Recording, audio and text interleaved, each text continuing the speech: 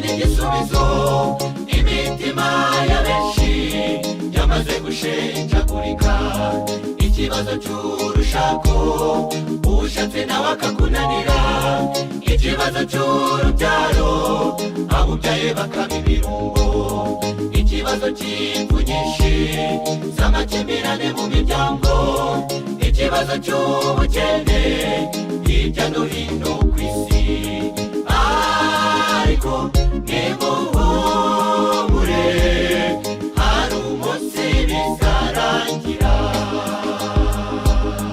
aya marira turera tuzayahozwa aka gahinda dufite tuzagashira nubwo isi dukina ku mubyimba ikarushaho kudusharirira Yesu ari hafi nimuhumure aya marira turera tuzayahozwa aka gahinda dufite tuzagashira nubwo isi dukina ku mubyimba ikarushaho kudusharirira Yesu ari hafi nimuhumure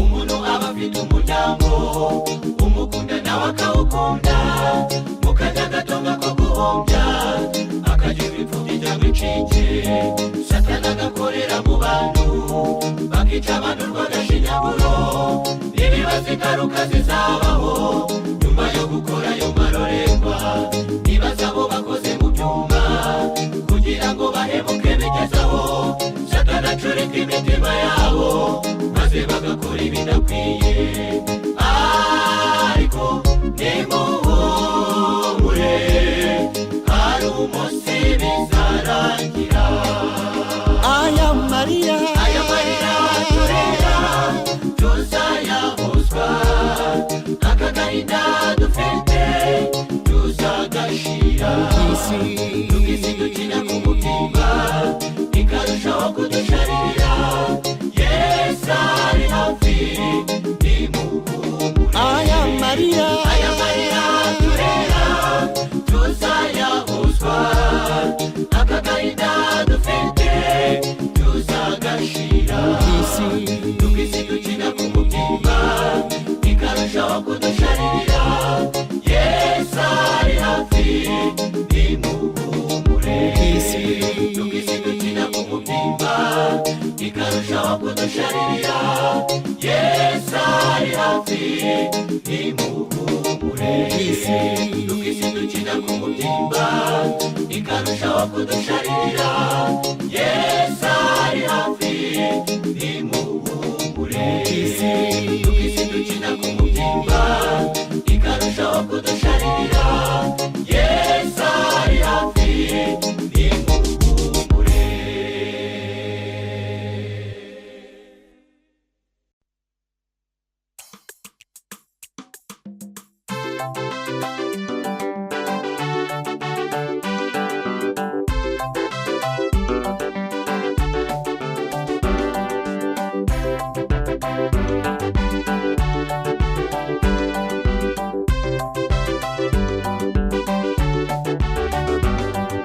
mbona niyicaye kuriya ntebe igitabo mu kuboko kw'iburyo cyanditswe imbere n'inyuma cyari gifatanishijwe ibimenyetso birindwi habura umuntu n'umwe mu ijuru no mu isi wakibumbura ariko wirira tuzi umutima intare yo mu muryango wa Yuda icyo gitabo amenya ibimenyetso bigifatanishijwe maze yima ingoma. Ariko wirira tuzi umutima, intare yo mu muryango wa Yuda aranesheje. Babumbura icyo gitabo amenya ibimenyetso bigifatanishijwe maze yima ingoma.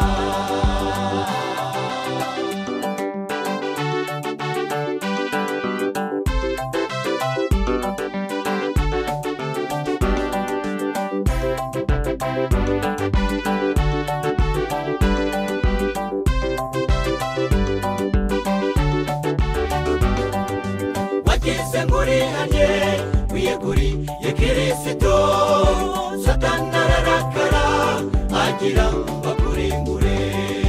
Yohereza ingabo ze mazima n'ikinga ukuboko, na n'ubu ararwana binyuze mu mitima y'abatarahinduka.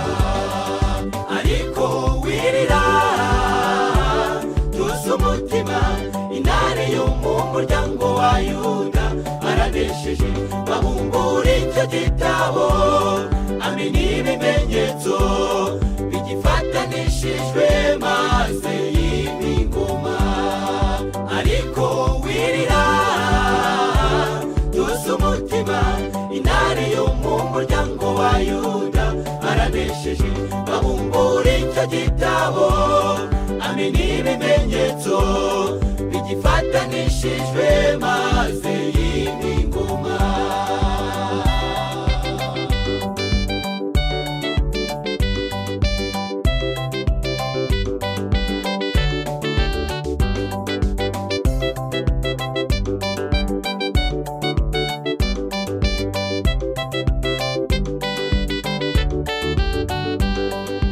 Dore urubanza kuri bose ubu rwaratangiye. Niba ugifite umutima ukomangagira n'ingoga, dore dayimoni igitunguro ari gutungura benshi, bagapfa nta byiringiro by'ubugingo buhoraho. Twari dukwiriye kwisuzuma tukiyegurira Kristo, akatugira abaragwa b'ijuru nta gushidikanya. Dore urubanza kuri bose ubu rwaratangiye. Niba ugifite umutima ukomangagira n'ingoga, dore dayimoni igitunguro ari gutungura benshi, bagapfa nta byiringiro by'ubugingo buhoraho. Twari dukwiriye gusuzuma tukiyegurira Kristo, akatugira abaragwa b'ijuru nta gushidikanya. Dore urubanza kuri bose ubu rwaratangiye. Niba ugifite umutima ukomangagira n'ingoga, dore dayimoni igitunguro ari gutungura benshi, bagapfa nta byiringiro by'ubugingo buhoraho. twari dukwiriye gusuzuma tukiyegurira Kristo, akatugira abaragwa b'ijuru nta gushidikanya.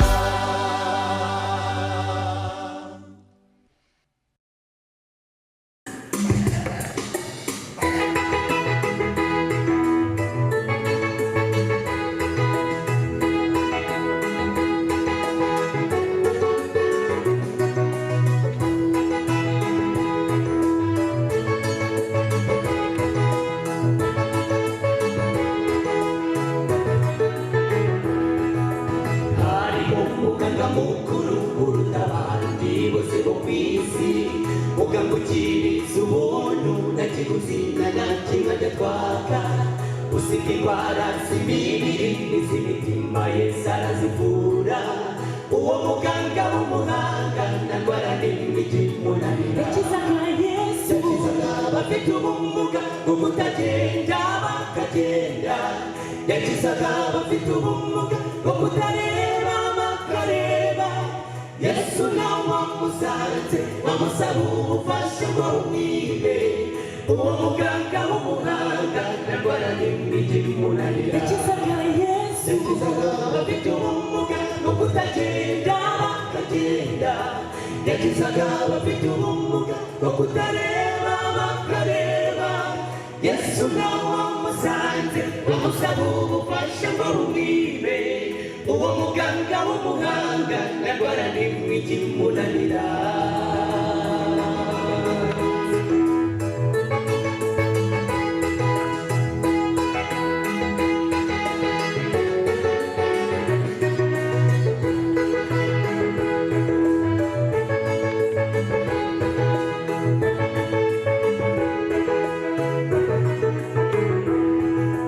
Ibuka umusirikare w'umurombi yamutakiraga atagana kandi kararwaye kandi kari bugufi gupfa.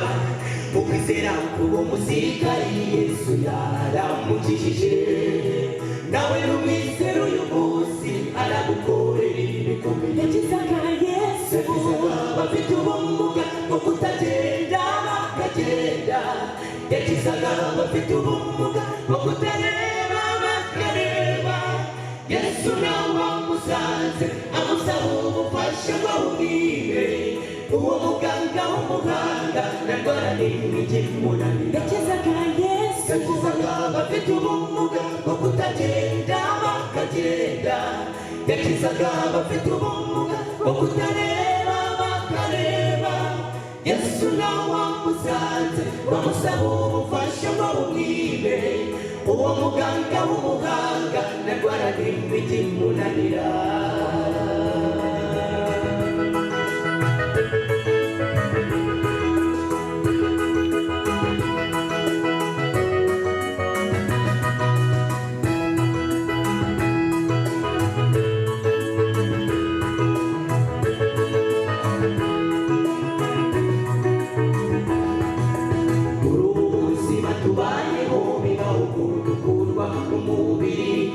Ikwiriye buri wese n'ukwiboneza igihe agihumeka, kugira ngo kurya munsi ubwo abasinziriye bazakanguka.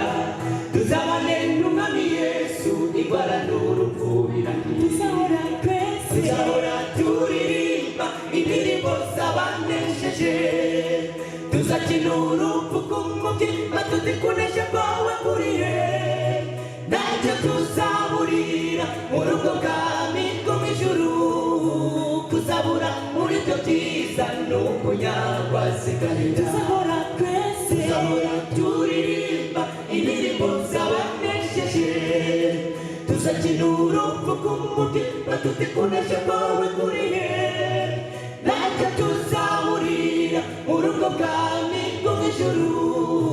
Kuzabura muri byo byiza ni ukunyagwa sigarira. Kuzabura muri byo byiza ni ukunyagwa sigarira. Kuzabura muri byo byiza ni ukunyagwa sigarira. Ntuzabure yo.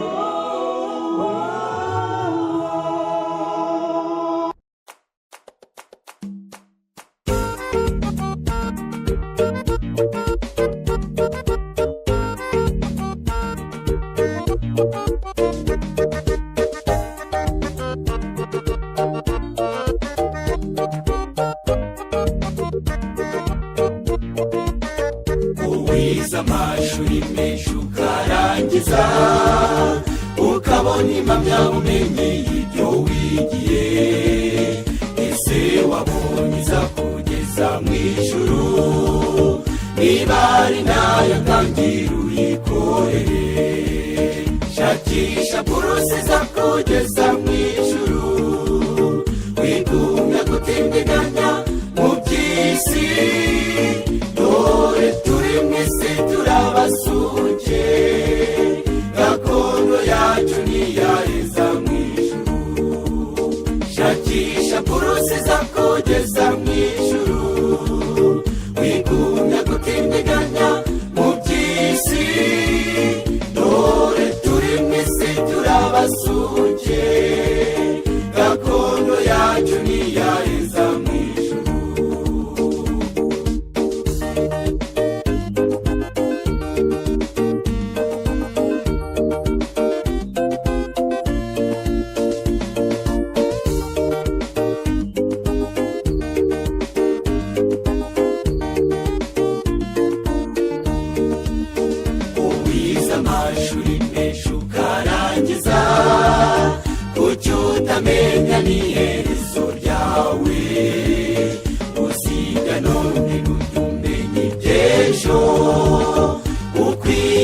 mu bwihisho bw'Imana. Shakisha purusi zakugeza mu ijuru, wigumya gutindiganya mu by'isi. Dore turi mu isi turabasuke, gakondo yacu ntiyaheza mu ijuru. Shakisha purusi zakugeza mu ijuru, wigumya gutindiganya mu by'isi. Dore turi mu isi turabasuke, gakondo yacu ntiyaheza mu ijuru.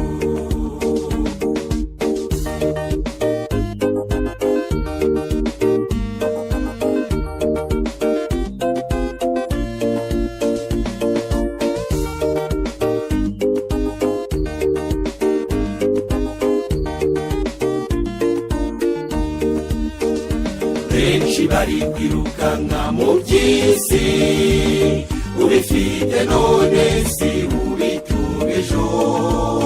Mwari mukwiye kwicara mukamenya ko ku isi nawe ufite icyo yitike. Shakisha purusi zakugeza mu ijuru, wigumya gutindiganya mu by'isi. Dore turi mu isi turabasuke, gakondo yacu ntiyaheza mu ijuru. Shakisha purusi zakugeza mu ijuru, wigumya gutindiganya mu by'isi. Dore turi mu isi turabasuke, gakondo yacu ntiyaheza mu ijuru.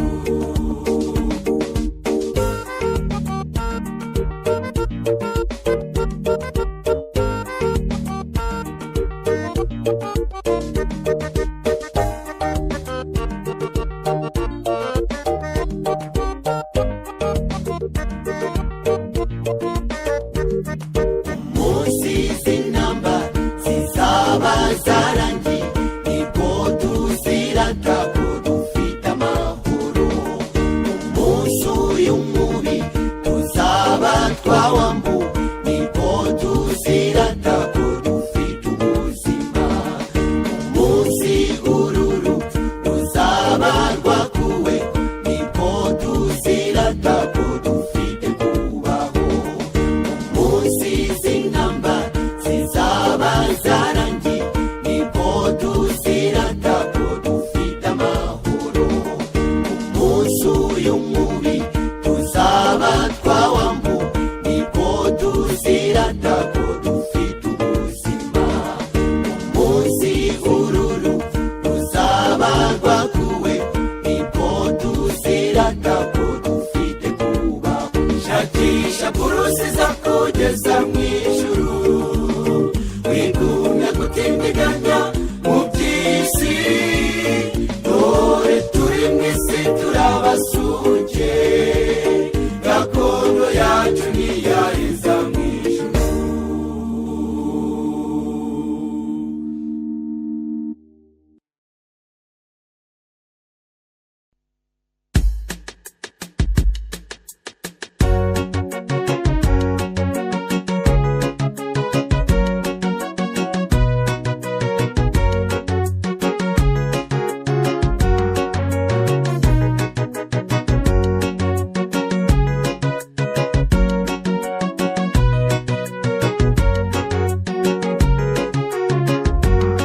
Umubyeyi yabyaye umwana amuruhije, akora uko ashoboye kose ngo amukuze.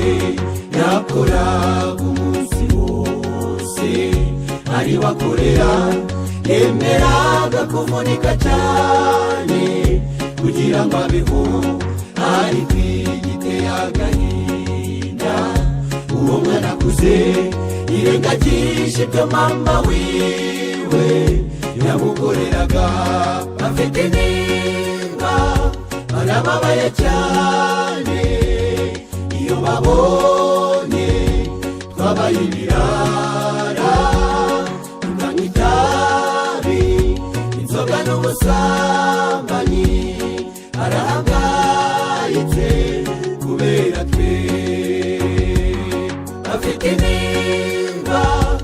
barababaye cyane iyo babonye twabaye ibirara tukanywa itabi inzoga n'ubusambanyi barahagaritse kubera twe.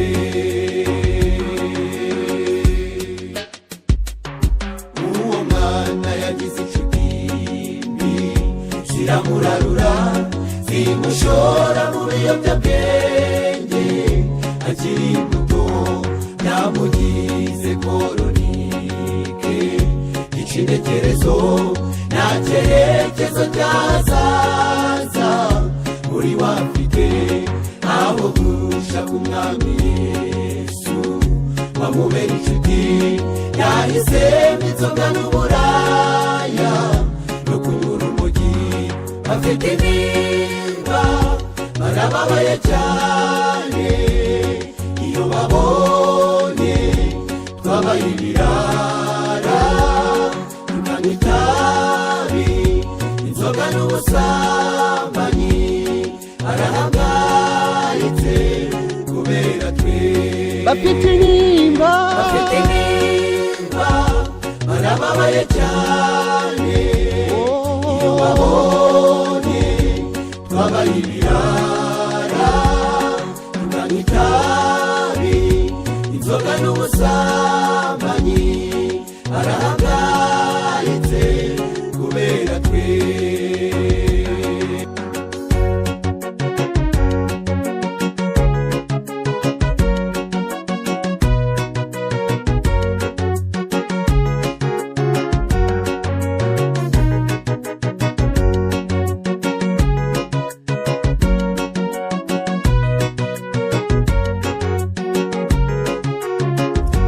Ugihumeka nuko Yesu akigukunda nawe ubundi umwanzi we ashaka ko wapfa uhagaze agukoresha ibibi nyuma akakwishima hejuru.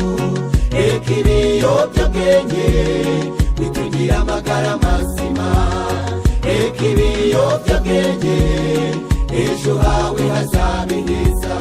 Reka ibiyobyabwenge Yesu aragukeneye kuba ugihumeka nuko Yesu akigukunda nawe ubundi umwanzi we ashaka ko wapfa uhagaze agukoresha ibibi nyuma akakwishima hejuru.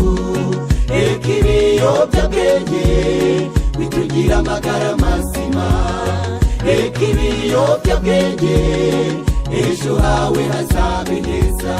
Reka ibiyobyabwenge Yesu aragukeneye kuba ugihumeka nuko Yesu akigukunda nawe ubundi umwanzi we ashaka ko wapfa uhagaze agukoresha ibibi nyuma akakwishima hejuru.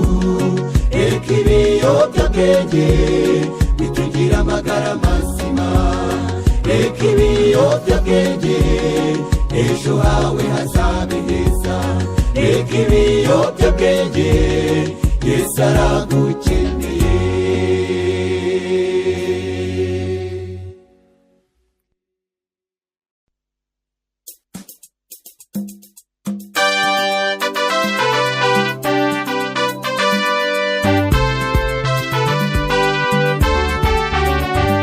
Nitwifuza kuririmbira mwese gusa, turifuza kuzaririmbira mu ijuru turi kumwe n'abamarayika batacumuye, turirimba indirimbo z'abanesheje. Nitwifuza kuririmbira mwese gusa, turifuza kuzaririmbira mu ijuru turi kumwe n'abamarayika batacumuye, turirimba indirimbo z'abanesheje. impano waduhaye Yesu nyinshi zitandukanye, iyo kuririmba niyo twimirije imbere. turinda umwanzi sekibi watuvangira akaduteza umutima, uwo yageze akaduteza ubwibone nk'uko yageze turifuza kuzagusanganira ubwo uzatunguka ku bicu ntitwifuza kuririmbira mw'isi gusa turifuza kuzaririmbira mw'ijuru turi kumwe n'abamarayika batacumuye turirimba indirimbo z'abanesheje ntitwifuza kuririmbira mw'isi gusa turifuza kuzaririmbira mw'ijuru turi kumwe n'abamarayika batacumuye turirimba indirimbo z'abanesheje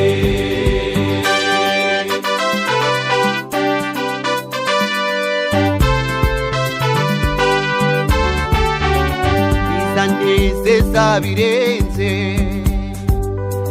ningera heza mw'ijuru ndi kumwe n'umwami wanjye Yesu wambambiwe adushimira imirimo myiza twakoze ati ntimwacitse intege mu bikomeye ati mwirinze icyaha igisa nacyo mwabaye intwari murabiharanira nimwinjire mu munezero wa shobuja ntitwifuza kuririmbira mw'isi gusa turifuza kuzaririmbira mw'ijuru turi kumwe n'abamarayika batacumuye turirimba indirimbo z'abanesheje ntitwifuza kuririmbira mw'isi gusa turifuza kuzaririmbira mw'ijuru turi kumwe n'abamarayika batacumuye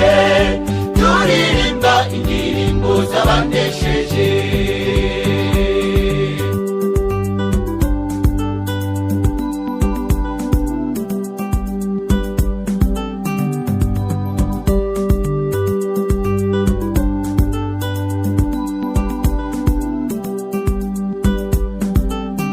bizaba ari umunezero nitugerayo uyobowe n'umwami Yesu dutabarutse amarira n'agahinda tubisezeye imana no gupfusha ntibizabayo bizaba ari umunezero nitugerayo uyobowe n'umwami Yesu dutabarutse amarira n'agahinda tubisezeye imana no gupfusha ntibizabayo ntibizabayo ibizabayo ibizabayo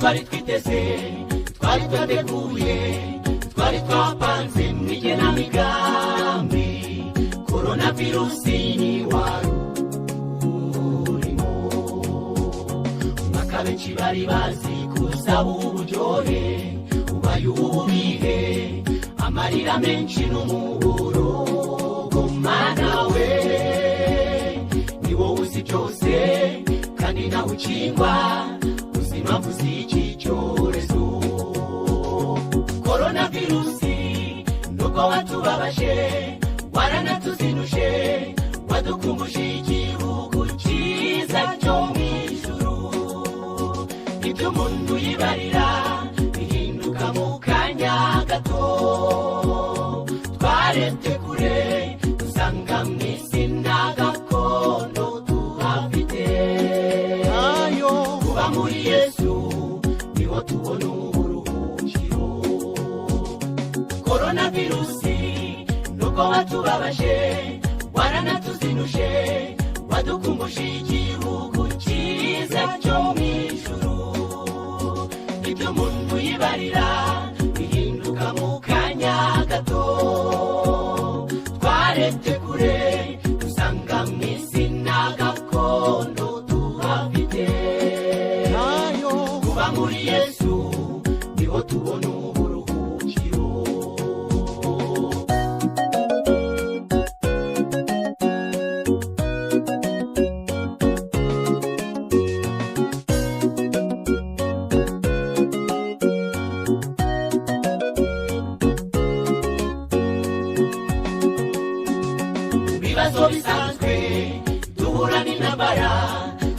ihungira mu bihugu bitayifite.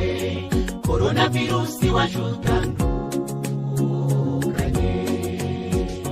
siyo twari twiteze kwisabiye ubukire, ibaye igihombo, ubukene bwinshi n'inzara. Mana we, ni wowe uzi byose kandi nawe ukingwa, uzi impamvu z'iki cyorezo. Koronavirusi nubwo watubabaje, waranatuzinuje, wadukumbuje igihugu cyiza cyo mu ijuru. Ibyo umuntu yibarira bihinduka mu kanya gato. Twarebye kure dusanga mu isi nta gakondo tuhafite, nayo kuba muri Yesu niho tubona uburuhukiro.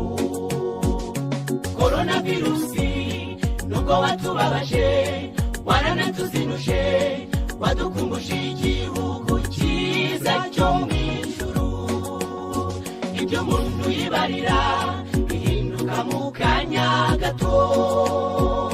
Twarebye kure dusanga mu isi nta gakondo tuhafite, nayo kuba muri Yesu niho tubona uburuhukiro.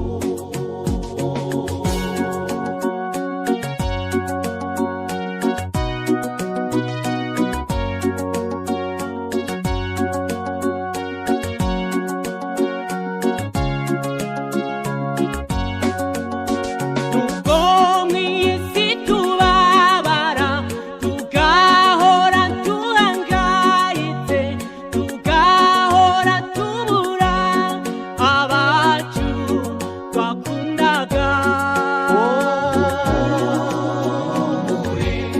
Siko bizaba